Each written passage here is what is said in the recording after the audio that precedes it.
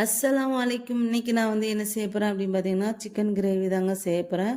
அந்த நெய் உருக்குன அந்த நெய்யிலேட்டு பட்டர்லேயும் நான் வந்து செய்ய போகிறேன். அதுக்கு தேவையான பொருட்கள் வந்து பார்த்துடலாம். நான் வந்து 2 வெங்காயம் எடுத்திருக்கேன். அதை வந்து நீள கட் பண்ணி 2ஆக கட் பண்ணியிருக்கேன். அடுத்து ஒரு குடமிளகாய் எடுத்திருக்கேன். அதை கொஞ்சம் பெருசு பெருசாக கட் பண்ணியிருக்கேன். அடுத்து இஞ்சி பூண்டு பேஸ்ட்டு 2 ஸ்பூனு. அடுத்து வந்து கொஞ்சம் 5-6 ஸ்பூனு பட்டரு. நான் பட்டரில் வந்து கொஞ்சம் பட்டர் வந்து சிக்கனுக்குன்னு எடுத்து வச்சுக்கிட்டேன்.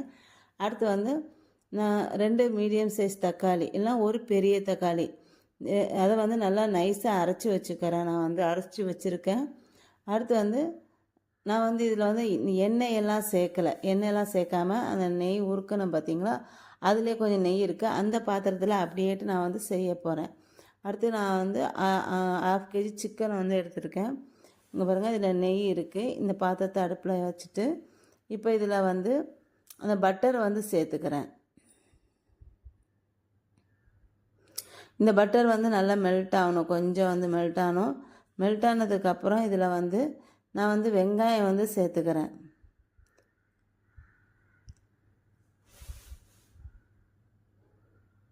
வெங்காயம் சேர்த்துட்டு வெங்காயம் வந்து நல்லா வதங்கணும். கொஞ்சம் கருவேப்பிலை சேர்த்துக்கணும். இதில் கருவேப்பிலையும் சேர்த்துட்டு நல்லா வதக்கிக்கிறேன். இதை வந்து வெங்காயத்தை வந்து ரொம்ப முருகலாக வதக்க வேண்டாம், ஒரு 3/4 பாகம் வதங்கினா போதும். அது வதங்கினதுக்கப்புறம் இதில் வந்து நான் வந்து இஞ்சி பூண்டு பேஸ்ட்டு வந்து 2 ஸ்பூன் வந்து சேர்த்துக்கிறேன்.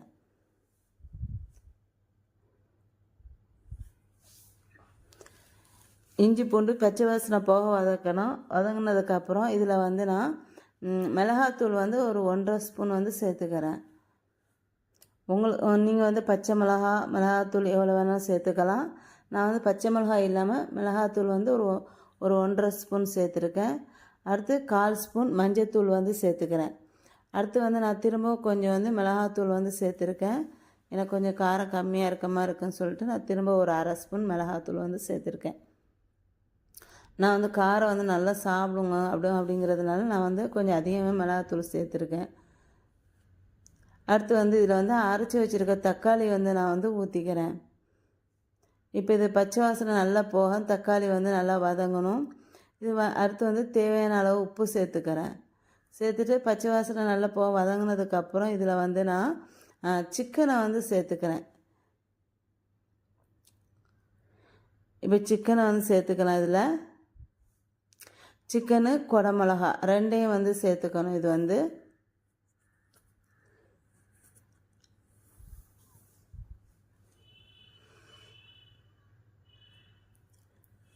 இப்போ சிக்கன் குடமிளகா நல்லா சேர்த்ததுக்கப்புறம் எல்லாத்தையும் நல்லா கலந்து விட்டுட்டு இது கொஞ்ச நேரம் மூடி போட்டுடணும். நான் மூடி போட்டு வேக வைக்கணும். இது வந்து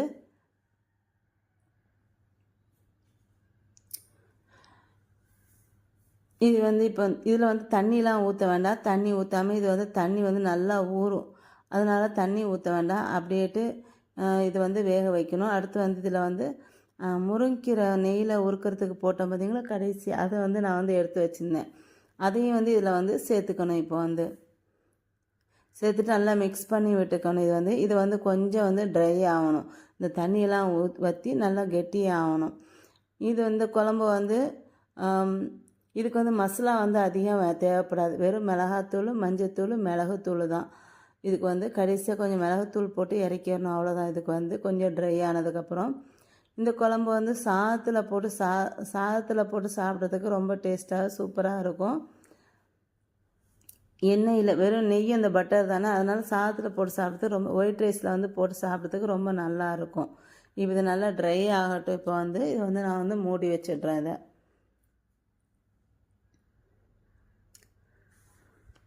சப்பாத்திக்கும் நல்லாயிருக்கும், ஆனால் சாதத்துக்கு ரொம்பவே நல்லாயிருக்கும். அடுத்து நான் வந்து கொஞ்சம் மல்லி இலை தூவிக்கிறேன். பாருங்கள், கொஞ்சம் ட்ரை ஆகிடுச்சு, நல்லா ட்ரை ஆகிடுச்சு. இப்போ இதில் நான் வந்து மிளகுத்தூள் வந்து 1 டீஸ்பூன் வந்து சேர்த்துக்கிறேன். ஏன்னா காரம் அதிகமாக போட்டிருக்கிறதுனால மிளகுத்தூள் கொஞ்சம் கம்மியாகவே சேர்த்துக்கிறேன். நான் வந்து மிளகுத்தூள் சேர்த்துனதுக்கப்புறம் எல்லாத்தையும் கலந்து விட்டுட்டு ஸ்டவ் வந்து ஆஃப் பண்ணிடணும். என்னோடய இந்த வீடியோ அவ்வளோதாங்க. சிக்கன் கிரேவி வந்து ரெடி ஆகிடுச்சு. என்னோடய இந்த வீடியோ உங்களுக்கு பிடிச்சிருந்தா லைக் அண்ட் கமெண்ட் ஷேர் பண்ணிக்கோங்க. என்னோடய சேனலை மறக்காமல் சப்ஸ்கிரைப் பண்ணிக்கோங்க.